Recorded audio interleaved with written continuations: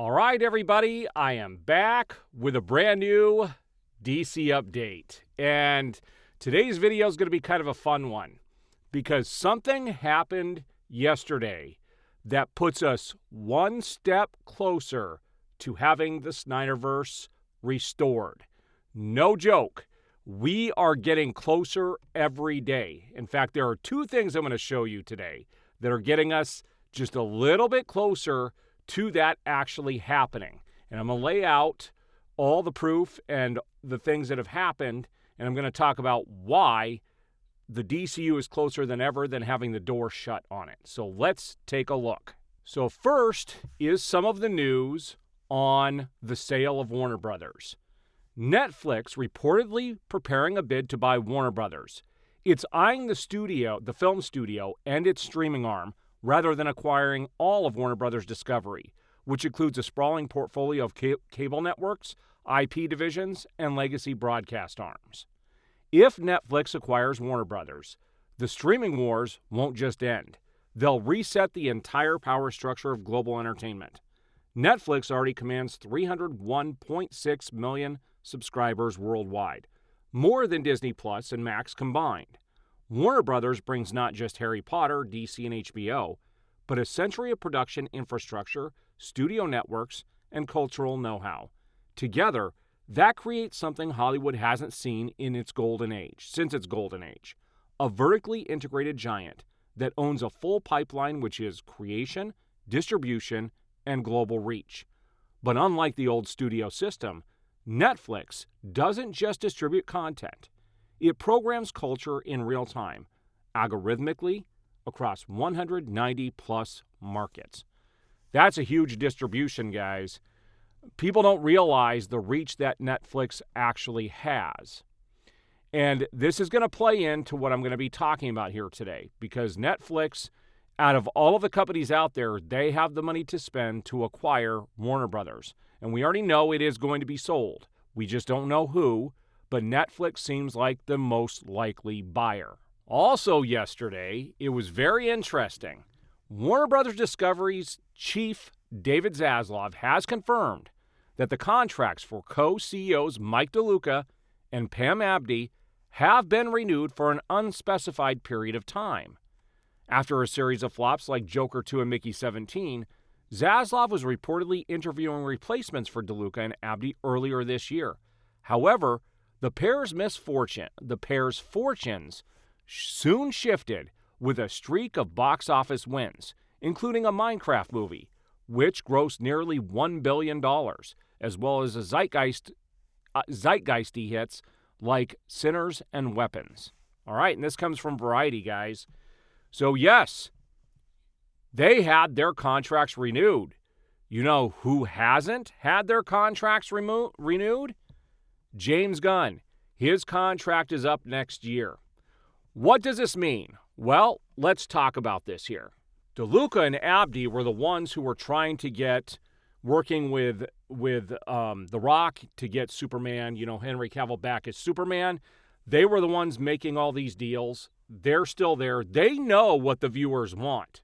They're the ones who have a clear vision of what the audiences are going to resonate towards. And if you go back to what Zack Snyder, I have this in a previous video, I don't have the quote with me currently, but Zack Snyder made it very clear that if Netflix owned DC properties and he owned Warner Brothers, he would gladly finish Justice League 2 and 3. He has a very good relationship with Netflix. People will tell you he doesn't, but he does.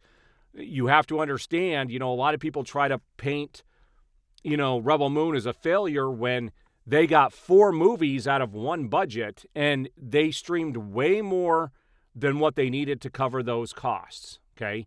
So anybody who tells you they were failures, the director's cuts didn't get the views that they wanted, but it doesn't matter at the end of the day because they got 4 movies out of one budget and they went way beyond the amount of streams, even on the first and second movie, that they needed to cover those costs. So it was nowhere near a failure, okay? So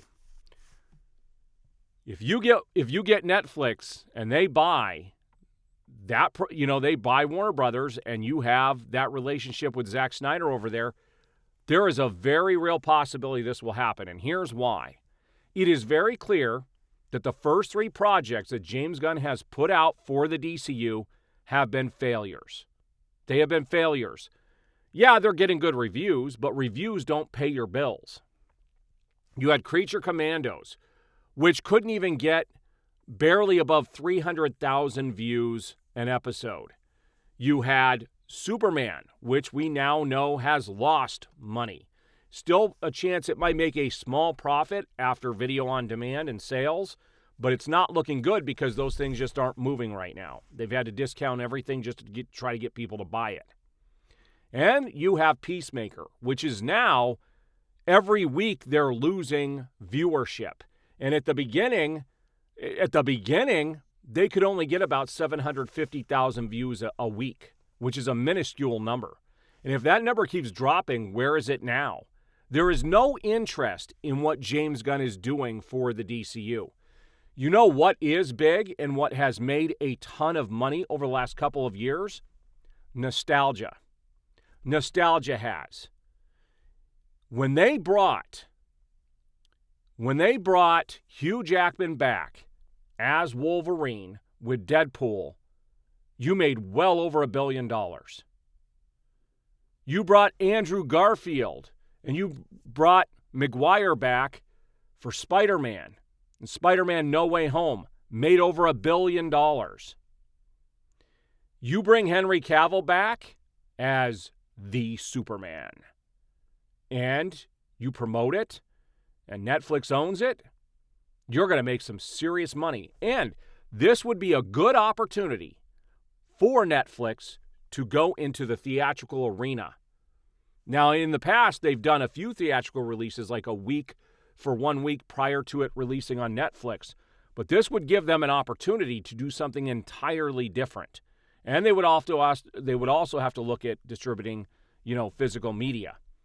But guys, for anybody who says there's no way that this is happening, you have no idea how business works. You have no idea what's going on behind the scenes.